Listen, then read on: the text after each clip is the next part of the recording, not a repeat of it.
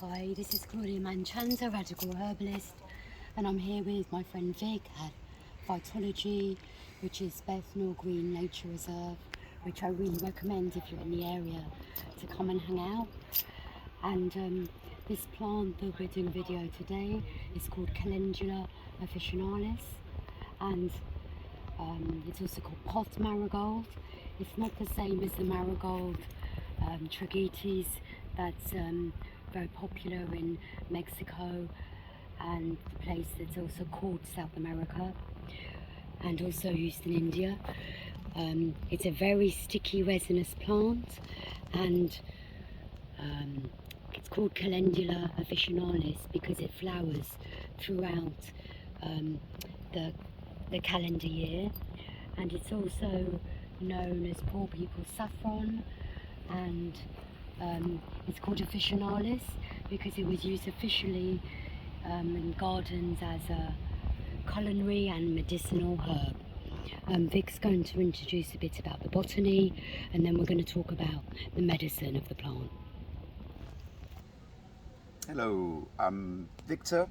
I'm the Eastern herbalist, and I'm here with my friend Claudia, and I'm just adding a bit of botany to her video. So we were talking about calendula, and obviously, as you can see here, calendula is a plant that belongs to the Asteraceae family, the daisy family. And how do we know that? A good way to identify plants from the Asteraceae family is by looking at the capitulum, also known as the flower head. So this is not a flower per se, but an aggregate of many flowers here.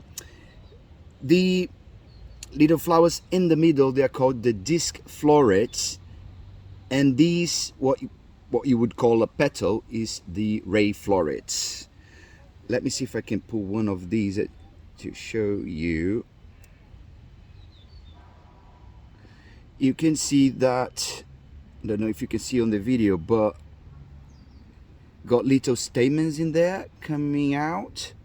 So each petal is actually a ray floret here, and it is the leaves are alternate, as you can see here on the stalk, how they grow, so in an alternate manner. So you've got one here, one there, one here, one there, and the leaves are also sessile. So sessile means the leaves are attached but directly to the stem by their base, so they don't have petioles. It's a simple leaf, but it has no petioles, as you can see, so it's attached directly. And yeah, it's a lovely plant that flowers most time of the year, as mentioned by Claudia, and it doesn't really like rain. So if it's rainy, the flower heads, the capitulums, they would close and only open again when it's sunny. And here is the seed. Let me show you here. Calendula seeds, they have a really unique shape and texture. They are called achenes, which are really the fruit of the flower. In planetary astrology or astroherbalism, calendula is a herb under the sun.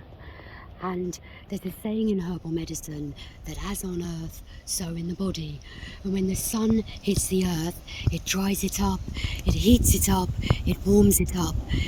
The sun is that we all revolve around the sun, and sun plants affect our ego and everything that revolves around us, and it relates to our sense of vitality. Many sun herbs are orange in colour and actually have rays that radiate outwards like sun rays, and they're yellow or oranges like St John's wort or chamomile or greater celandine. But juniper and rosemary are also sun herbs because they have the drying nature and the invigorating nature. the humour associated with the sun is choleric, its function is attraction, its qualities are hot and dry. The mineral associated with the sun is gold. And the day of the sun is Sunday. In herbal medicine, it's mostly the flowering tops that are used in medicines, and they can be used in teas, in baths, in douches, in pessaries, in tinctures, in balms, topically, internally, and I'll start with the topical uses of the plant. So firstly, I'd like to say that it's really important when gathering herbs to ethically harvest and make sure there's enough for nature, enough to have seeds, but it's the flower that's collected in the flowering tops, which are very rich in resins. And to extract the resins and the rich pigments, you need oils or alcohols. So topically, the flower needs to be dried out well so it doesn't rot when it's infused in oils, and the infused oils can be made into balms, creams, lotions, shampoos, and also teas. So the balms that are made with oil can be used for healing wounds, skin lesions, for nappy rash, for sore nipples from breastfeeding. It protects against UV sun damage.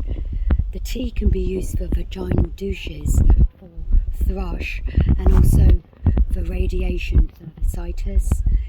It can also be used for making pessaries. I like making pessaries with the infused oil, with cocoa butter, and with the essential oil of rose for inflamed cervixes. The tea or decoction can be used for a mouthwash, for mucositis of the mouth and throat as a gargle to prevent plaque. It can also be used as a wash for skin lesions. When you're using any kind of oil extract for wounds, it's really important to make sure that the wound is healed and you're not sealing over bacteria. So that's just another consideration when using calendula for balms. Calendula is also a herb that's used as a lymphatic drainer, and as a lymphatic drainer it can be used as a tea or as a very weak tincture. And the reason it's a weaker tincture is to extract the constituents that drain the lymphatic system, and they include the carotenoids and the polysaccharides. And polysaccharides are long chains of sugars, and one of them is called rhamnoarabinogalactans, rhamnose, arabinose, and galactose. And all of those are immunomodulating, they're anti-tumour, and they stimulate something called phagocytosis, and that's white blood cells that eat up bacteria and viruses. And the lymphatic components of the plant are used for mastitis, swollen breasts, and also the tea is used for helping out with eye health, and herbs of the sun often help with eye health. There are the resinous components of the plants, which are extracted in 90% alcohol and in the fat-soluble extractions, and they're used as antivirals, and they're very bitter. And some of those chemicals include calendin, lineol, and the acid glycosides. There are also essential oils in the plant, like alpha-cadenol, limonene, and 1,8-cineol, which are antimicrobial. There's also pre-vitamin E containing chemicals and quinones, and also chemicals called coumarins like scopoletin, umbelliferone and esculetin. So internally, traditionally, the aerial pods have been used for gallstones, for kidney stones, for gastrointestinal ulcers, for gastroesophageal reflux, for dysmenorrhea, which means heavy and painful periods. The plant is also used as a diuretic, as a tea, and a diaphoretic, which means it breaks fevers and makes you sweat. It's been used for pharyngeal problems like a sore throat or a dry throat. It's used as a eye bath for conjunctivitis. In the Middle Ages, it was used for jaundice. It's also used for lymphedema. And lymphedema is like when you have swelling and sluggish lymphatics. And some of the symptoms are puffy eyes and puffy ankles. It's been used for candida in the mouth and the vagina, and also for E. coli and Staphylococcus aureus. In Chinese medicine, it's called Jin Zhang Zhu, and it's used to move blood and tonifies the blood. It reduces inflammation, it tonifies the liver, it promotes sweating, it expels wind heat, it tonifies the yin, it calms the heart. It's neutral, drying, bitter, pungent and sweet. In all systems of herbal medicine, it's a first aid essential. So if you want to make a herbal first aid cabinet, you might make a cream made with hypericum and calendula. And it's very popular in homeopathy. There's a cream called Hypercal, and there's a tincture called Hypercal. In homeopathy, calendula is used for acute conditions, for insomnia, for nervous tension and agitation. The dried flowers can be used in broths. It's also used for jog itch, which is a fungal infection. As I said, it's quite important to not confuse the medicine uses of this marigold and with the marigold that is called Tragites, that's used in Ablayala, which is the western name, which is known as South America in the West. Yeah. The radical herbalist, 17th century herbalist Nicholas Culpeper said that a plaster made with the dry flowers in powder, hog's grease, turpentine and rosin applied to the breast strengthens and succors the heart infinitely. And he said in fevers, or whether it is pestilent or not, in the mystical, astrological kind of descriptions of the herb, it's called masculine, and these are kind of stereotypes of like machismo, aggression and fieriness. So it's a fiery and strong herb under the dominion of Leo. Culpeper said when taken when the moon is in Virgo and not when Jupiter is an ascendant, the herb will lose its power.